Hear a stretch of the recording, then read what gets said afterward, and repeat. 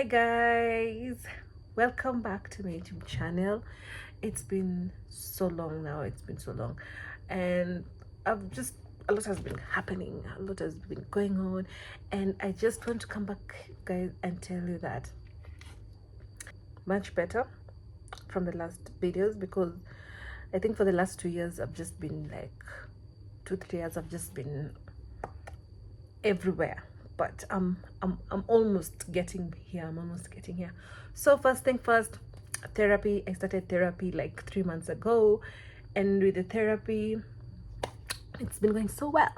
So today I just wanted to go through some of my notes personally. Not I have a lot of notes from my therapist that I have to go through and assess, so I can just give you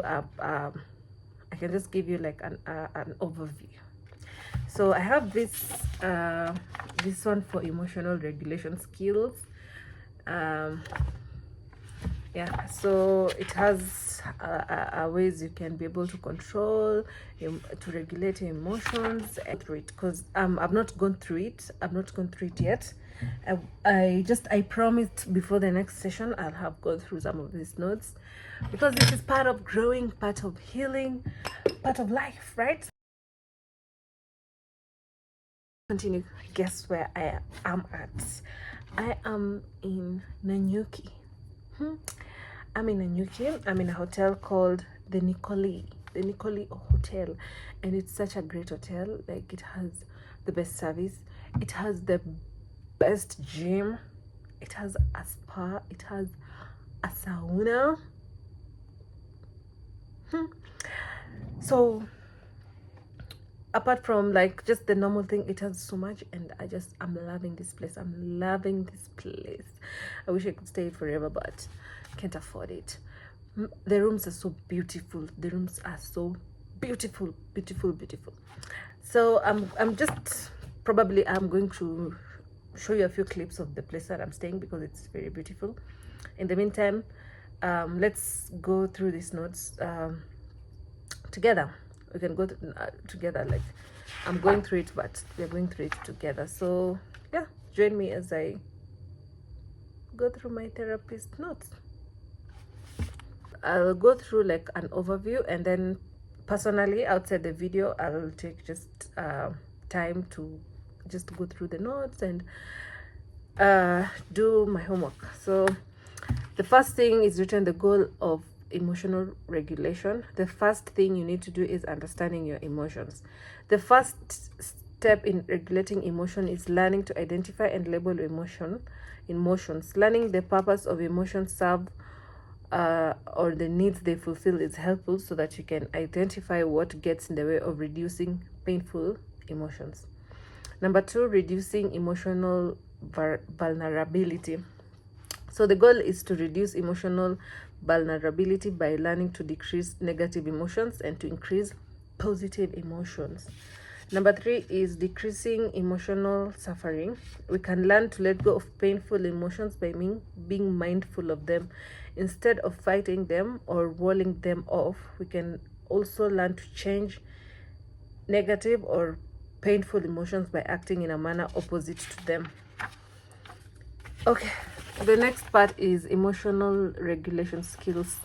These skills can help you control your emotions when under stress. The focus of these skills is to learn how to cope with emotional pain and help increase positive emotional experience in your everyday life. The strategies include learning to identify and label emotions, learning to understand the functions of these emotions serve, learning to reduce painful negative emotions and to let go of of emotional suffering, learning to increase positive emotions. So prevention, or how to stay out of emotion mind. Take care of your body. See a doctor when necessary. Take prescribed medication. Don't eat too much or too little. Stay away from foods that make you feel overly emotional, such as foods with a lot of sugar or caffeine. I like sugar or caffeine. Like, I get so much adrenaline, and I love cakes and coffee. So avoid that. Stay off non-prescribed drugs, including alcohol. Yeah, also alcohol. I struggled with alcohol a lot. to help in running away from emotions or numbing them. Try to get amount of sleep that helps you feel good.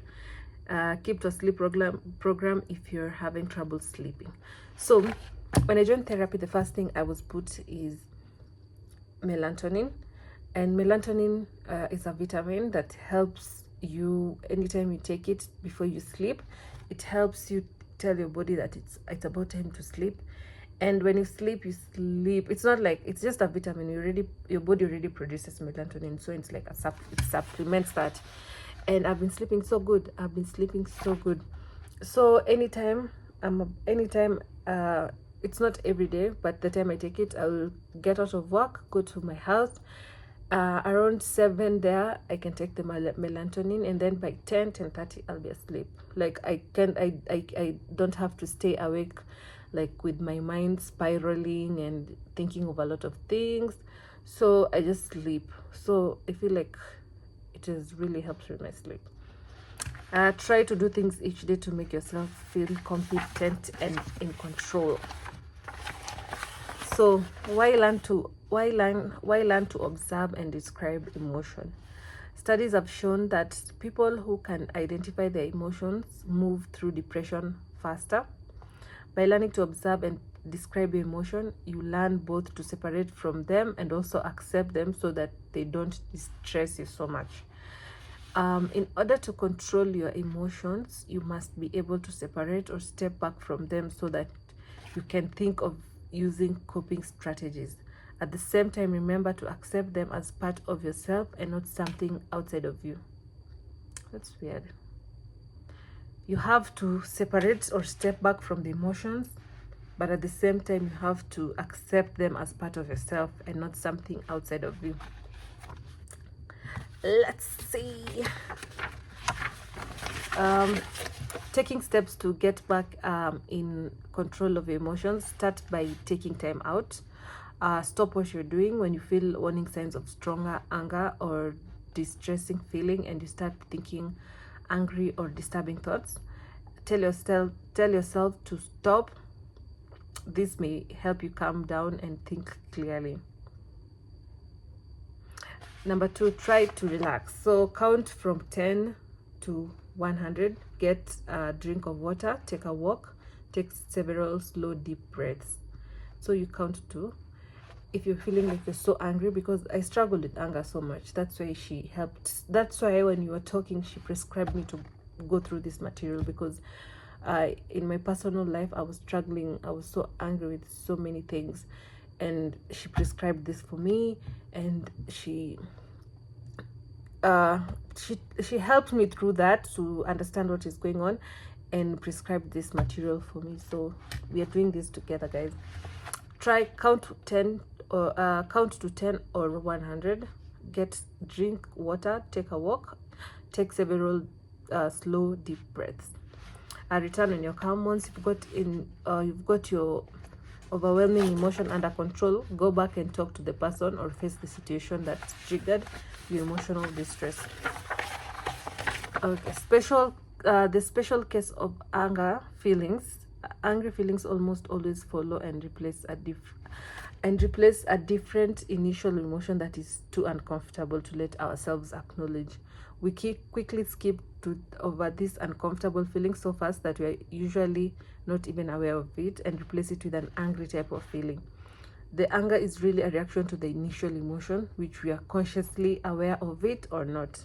Example, when you're too busy to talk to me, I felt abandoned. Okay, is greater than angry. When you don't let me help you, I feel out of control, frustrated. When you criticize me, I feel inadequate, enraged. So you can see there's something that triggers that anger emotion, and it's easier to be angry than to be able to explain what you're feeling. That's what I've gotten from this. When you yell at me, I feel abused, revengeful. When you don't make time for me, I feel unimportant, resentful. When you don't stick to our agreement, I feel powerless, infuriated. So in that aspect of feeling powerless, you react by being angry. You get? So let's continue. Angry feelings are valid and important, but are more beneficial when used as an indicator that someone or something is triggered or uncomfortable feeling in you. To accurately figure out what you're reacting to, it's necessary to backtrack and identify the feeling that came first before the angry reaction replaced it. Identify where you experience the emotion in your body. So we have this diagram. Okay. So from this diagram, it's saying draw where your body feel, where in your body you feel love. So when you're feeling love, you draw where that feels: joy, sadness, shame, fear, guilt, anger. Which emotion is easiest to identify and hardest? So I think for me, when I'm angry, I feel it here. I feel it mostly here. So you should be able to label all those. So I think I'll just sit down with it later and figure out how where I feel such emotions in my body. So yeah, so from that, there's an emotional diary. Choose 2 current or recent emotional reaction you had and fill out as much on the worksheet as possible. So it's there. So I think for this one, since we've already gotten the information, I can actually stop here, and I'll take some time off later and go through the just go through this document and be able to stay mindful and understand everything that is happening and fill out on this form. Yeah, so I think it's nice that I'm able to go through everything that I've been struggling with a lot, and therapy has really been helpful to me. And yeah, because I felt like I'm losing my mind. Anyway, it's nice to be back. I hope I can be able to share more, but for now I have to go, guys. But I think I can go through. I have so many things that my therapist had prescribed, but I've been procrastinating and going through them. So I'll the next time I'll come and talk about a different topic that I struggle with and that I'm able to go through in therapy, and maybe we can go through the notes together, right?